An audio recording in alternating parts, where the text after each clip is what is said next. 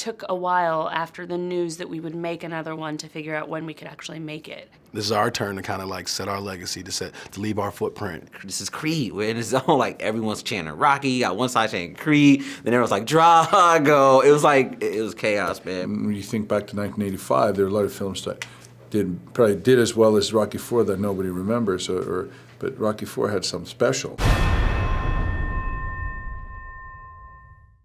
There had to have been a bit of nervousness at the very beginning. You sit down, for real, like when you sit down with Stallone, and tell me about that. I was scared as hell, man. Like you're meeting Rambo for the first time, so it's like, man. But also the way the studio set it up, it felt like you were going to a mafia meeting. Like I met MGM first, they saw my first film in the land, and they're like, all right, that car outside is gonna take you over to Sly's place. I was like, you want me to go over to Sly's place in that car? So I'm like driving in the back of the car, like what's gonna happen? And then, you just pull up to this huge crib, and again, man, the dude was like, he's just a genuine dude, man. He opened up the door, like how hey, H-Town went that way, like, hey, what's up, brother? And I'm like, hey, what's going on? And then we started talking about the film and just our love for film, man. He's like a filmmaker at heart, you know. Like he wrote Rocky I, you know what I mean? So it's like, so he's a writer technically before he's an actor, if you really think about it. And so, I don't know, I just saw like this love in his eyes for the series that was still there. And then, of course, I'm a fan, so I'm, like, geeking out. And then we both had this, like, geek out moment to where we were watching fight scenes on YouTube in his big old projector at his crib. You know what I mean? So it's like when you're into that, you're like, oh, this is cool. And he's like, I love what you did with the skateboarding and poetry and, you know, that you did. And now we got to bring that back to the boxing thing and we could do this. I'm like, hey, I love this, man. I spoke to Mike and he was on the same page. So we're just like, boom. It's great to see you again, man. Good seeing you too, man. Fantastic job. Watching this, seeing you on the screen, I'm like, dude is perfect for this role. What is it like for you? I didn't ask you this at the last one. What is it like for you to be a part of this saga? I'm honored in a sense, you know, to be able to like take the, you know, some characters and play in the world of Rocky, and you know, and to take what Ryan Coogler kind of like, you know, revitalized and kind of like told this new fresh story through a different lens. I think is it's an honor, man. I just want to start off by saying it's always great to see you. Yeah, it's so nice to see you too. You look amazing today. Oh, thanks very much. When did you find out that there was going to be a sequel? I'm trying to remember. I think I found out kind of a good deal before we made it because both Mike and I were on other projects. So it took a while after the news that we would make another one to figure out when we could actually make it. But at this point, I guess probably over a year ago. Guys, I will start off by saying that there's absolutely going to be no trouble in this room. No trouble. You're bigger than I am, both of you. No trouble. Don't worry, I got to tell you a funny story though, Dolph. So, it's great to meet you. Thank you. Big fan of your work, and of course over the years, and you too. I'll be watching you. But I had the same anger watching your character last night that I hadn't had in years, like since Rocky IV. When you were on the screen last night, I said, oh, there he is again. But that's how good you play this character. Thank you. Well, there you go. I mean, I played him, you know, as a guy who's got a lot of problems and a lot of anger, as a lot of people do for the past, and he's trying to get through that. And he realizes at the end that he has to be accepting of the world and accepting and take care of his son. That's what he realizes, that he loves his son. And that's kind of the big realization of this character at the end.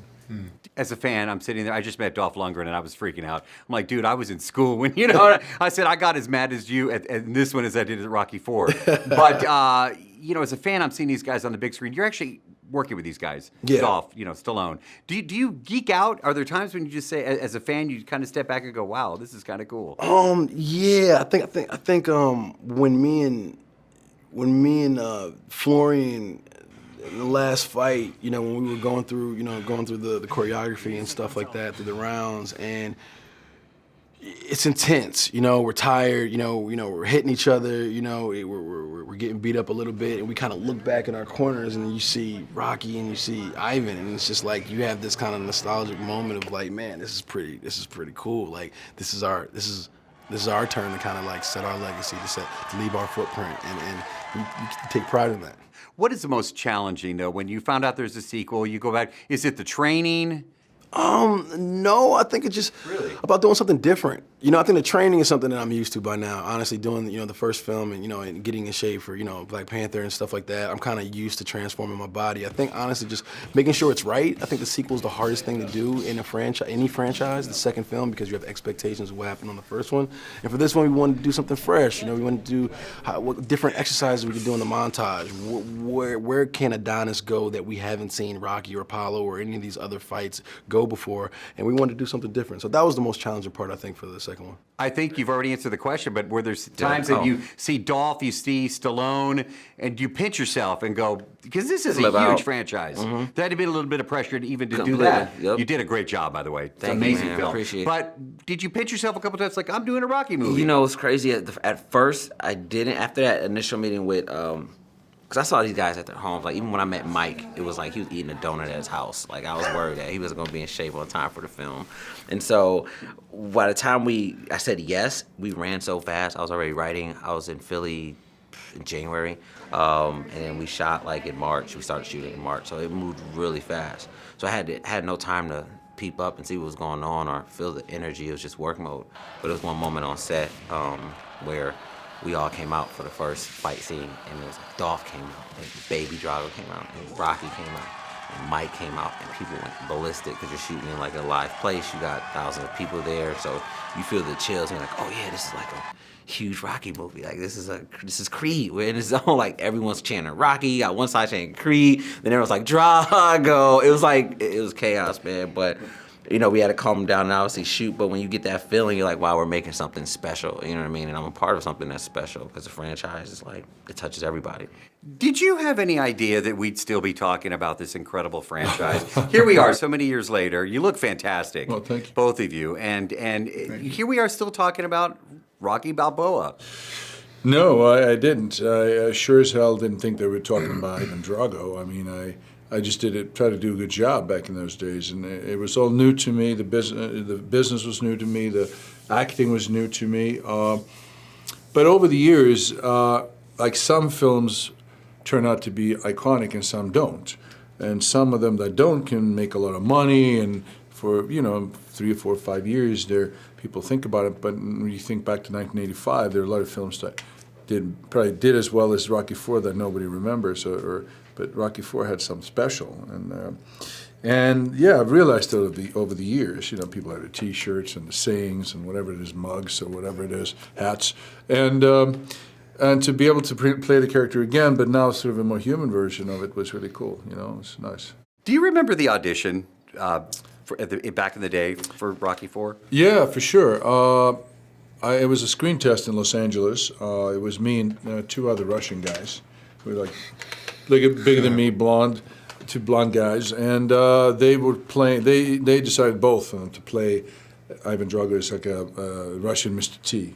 I must break you, I will kick your ass. Yelling and screaming. But I just played him very cool, and I decided to play him internal, and Sly liked that, so he liked it, and it worked. The next day, I flew back to New York, and the next day he called me. You got the part, kid. Whatever it was. And the rest was history, So I want to ask about your audition for this role. What was that like?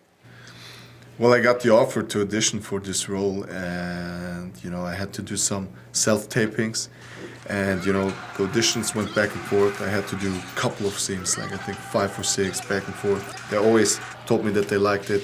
Do another tape. And then I got the call that Sly wants to do a live Skype auditioning with you. So I had to prepare 2 more scenes. And I convinced him. So they flew me into LA. And then, like I said before, I had to convince the new director, Stephen Caple, because he wanted to take the story to a different place here. After I convinced him, I got the job here. So I have to give you kudos on your singing. Thank You're you. you're a great singer as it is, but the fact that your character also sings, and you're actually performing songs on the soundtrack, if I'm not mistaken. Yeah, I am. The first time around, I wrote that music, performed that music, and this time we really wanted to think about the way in which Bianca has evolved as a human and how that's reflected in her music. And I was so lucky to have folks like James Fauntleroy come in and write with me, and an incredible woman named Bibi Borelli, who's an independent artist but also writes highlights for the likes of Rihanna. We wanted to try to infuse sort of a pop sensibility because she is in this new space where she's signed with a label and she, you know, is transitioning from being an independent artist that makes her own work in her living room to try to reach a wider audience. And I think it was inspiring, you know, because for Bianca, because of her progressive hearing loss, there's sort of a time frame on her music career, at least in her own perception, and so there's an intensity around it, and I think that intensity is reflected into the tracks that we made, so I'm excited for them. I'm a former radio person. I heard your singing. I saw your songs in the film. You got to see it now to know what I'm talking about. I said, you go, girl. Oh, I thanks love very that. much. Before I leave, I have to say I saw your Instagram post the other day. Oh, which one? The picture, Men in Black. Oh, yes, yes. I'm excited about it. Yeah, someone came on set and leaked the photos, so then Chris and I were like, well, we'll just leak our own photos all the time now. But we had really good fun. I feel so lucky to get to re-team with Michael B. Jordan and to re-team with Chris and just to, you know, have incredible co-stars that I get to hang out with. Sum up this experience, putting the two together, the films, what this role means to you. My own legacy. Personally, being able to give this character a voice, to be, you know, to be able to give representation to a lot of people, you know, at home, this next generation, giving them a hero, giving them an underdog, somebody to root for, to give the world my generation Rocky is pretty cool, you know. So it means a lot to me. Creed 3? Hopefully. I'll be down for it. You know, when Creed 1 was around, I was like, yeah, I'll definitely do a Creed 2, and I'll definitely do a Creed 3 and Creed 4, you know. Now we were just talking about Travis Scott because we were trying to get him on a soundtrack. I met him. He came by the studio and everything. He saw the desert montage and all these montages, and I was like, man, we got to get you on this, man. And he was so big because Astroworld wasn't too far. Like, it had just was released, and he was going on a tour, I believe. Yeah. And so I met him for a brief moment, but extremely smart, man. Like, he was a smart dude. Like, he saw the film and he saw what was going. He thought about marketing. I was like, this dude's, he has it together.